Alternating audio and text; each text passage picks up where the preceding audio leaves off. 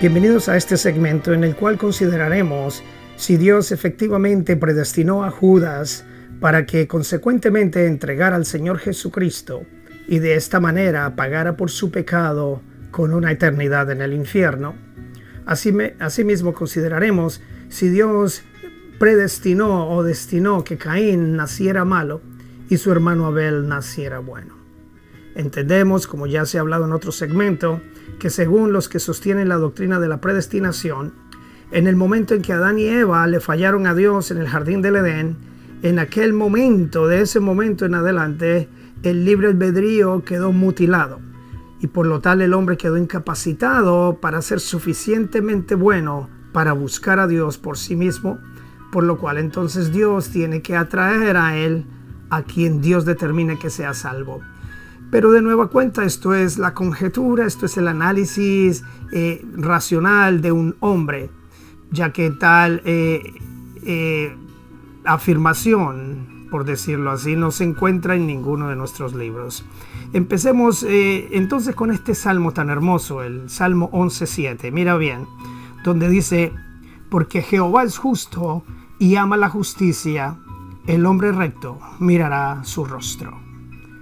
El Señor, nuestro Dios, es justo y por lo tal ama la justicia.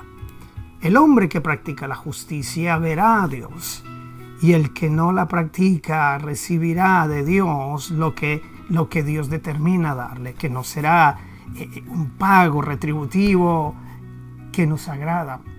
No porque Dios sea un Dios vengador, sino porque el hombre tiene la facultad de decidir, como ya consideramos antes.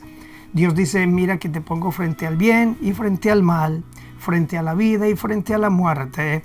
Escoge pues la vida para que vivas tú y tu descendencia. Entonces, como Él es un Dios justo y ama la justicia, el hombre recto mirará su rostro. Pero entremos en la materia de Caín y Abel. Comencemos con Caín. Sabemos según la historia que Caín, en un acto de ira, mató a su hermano Abel. Esto lo registra la Biblia después de que leemos que Caín y Abel ambos trajeron y le presentaron ofrendas a Dios.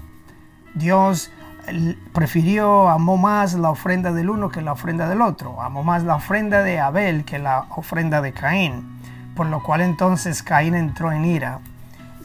Y fue esta la razón que Caín encontró como suficiente para matar a su hermano.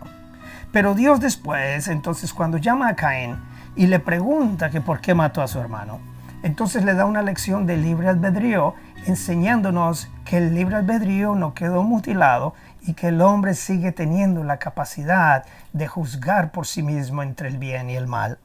Mira, dice en Génesis 4:7, le dice el Señor a Caín: si bien hicieres, ¿no serás enaltecido, Caín? Y si no hicieres bien, el pecado está a la puerta. Con todo esto, a ti será su deseo y tú te enseñorearás de él. Entonces le dice: Caín, si hicieres bien, tú serás enaltecido, pero si hicieres mal, el pecado está a la puerta. Y eso es lo que tú hiciste, Caín. Hiciste mal, tuviste ese sentir de ira que te llevó a querer hacer el matar a tu hermano. Entonces el pecado apareció, el deseo de matarlo, pero le sigue diciendo: Caín, con todo esto, aunque el pecado llegue, a ti será su deseo y tú te enseñorearás del pecado. O sea, tú no tienes que dejarte llevar del pecado. Caín, ¿por qué mataste a tu hermano? Ya yo te había dicho, porque comienza el versículo diciéndole así: Caín, ¿no te he dicho que si bien hicieres no serás enaltecido? Así que vemos aquí entonces que Caín, aunque mató a su hermano, tenía la opción de no haberlo hecho. No había sido predestinado que así fuera. Y en la primera carta de Juan, capítulo 3, versículo 12, nos aclara esto. Nos dice: no como Caín, que era del maligno, y mató a su hermano.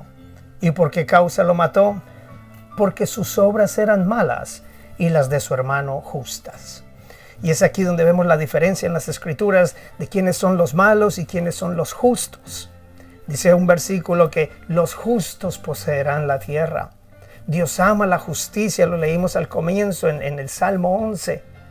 Jehová es justo y ama la justicia. Por lo tal, aquel que hace obras justas, aquel que es justo, aquel que quiere agradar a Dios, que ama a Dios, oiga, en lo mejor de sus posibilidades, porque siempre se ha dicho que el hombre es frágil por naturaleza y ya lo hemos considerado.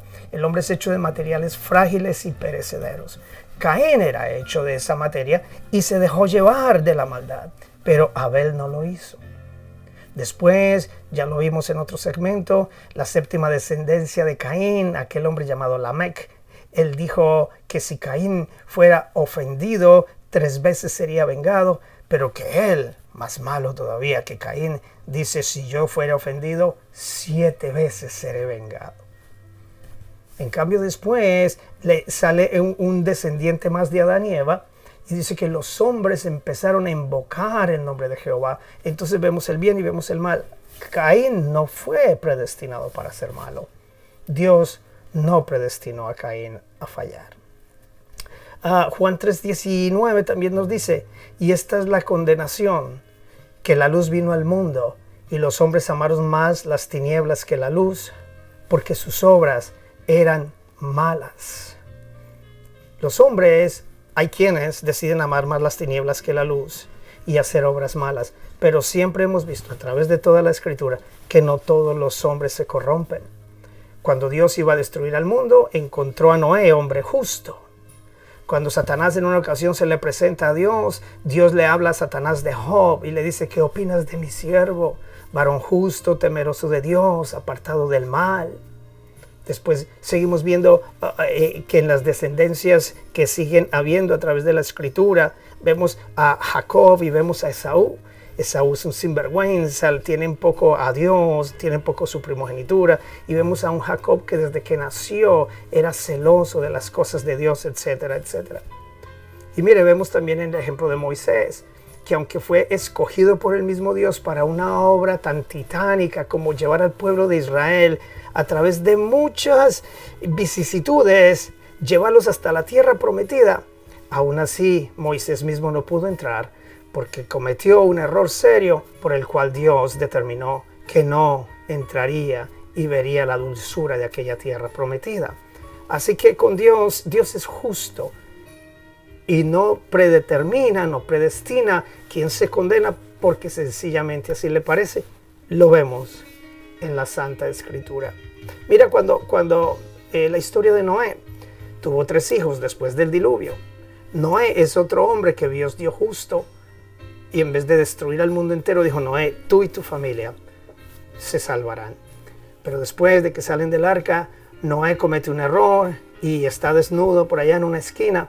Y uno de sus hijos, cuando lo ve, empieza de una manera irrespetuosa a hablar mal de su padre.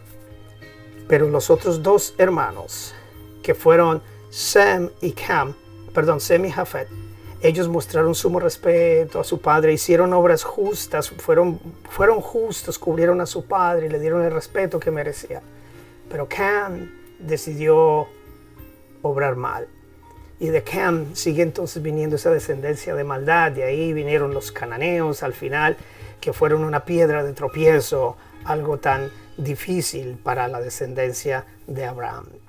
Y entrando con Judas para hacer este segmento corto mejor, en el Salmo 41, versículo 9, ya David había profetizado de un hombre que habría de entregar al Señor Jesús. Dice el Salmo 41, 9, aún el hombre de mi paz, en quien yo confiaba, el que de mi pan comía, alzó contra mí el calcañar. Eso está allí en el Salmo, en medio de otros salmos, de otros dichos. Cuando esto se leía en su momento, tal vez no tenía la influencia que tuvo después, cuando el Señor Jesucristo estaba aquí, que el mismo Señor Jesucristo entonces lo citó como dándole la prioridad que tenía dentro de lo que es la escritura profética, es la escritura mesiánica, lo cual describía a Jesucristo y aquel que lo habría de entregar.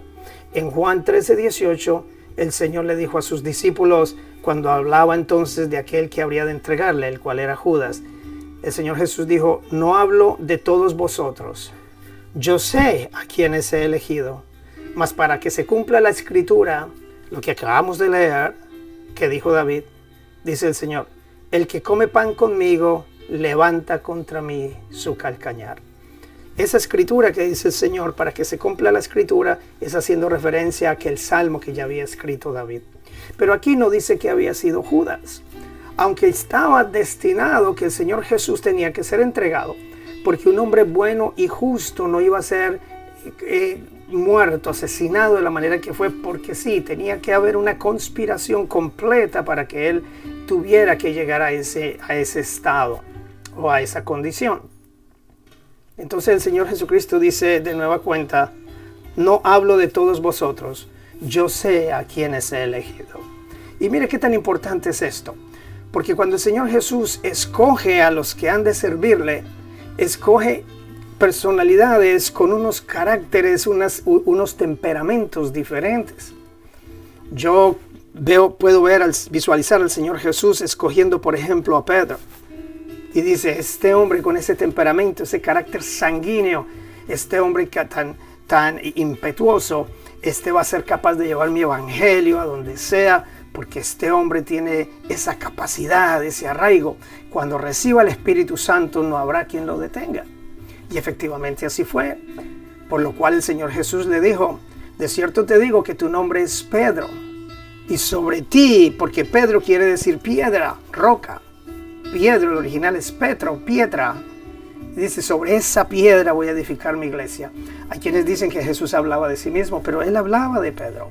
Porque acuérdese que el día en el aposento alto, cuando descendió el Espíritu Santo, aunque todos allí fueron llenos, el que se levantó en medio de esta multitud de personas llenas del Espíritu Santo para hablarle a una ciudad repleta de migrantes, descendientes de Abraham, todos que estaban en aquellas fiestas del Pentecostés, Pedro, sin pensarlo dos veces, va y los señala y les dice: ustedes crucificaron al Mesías.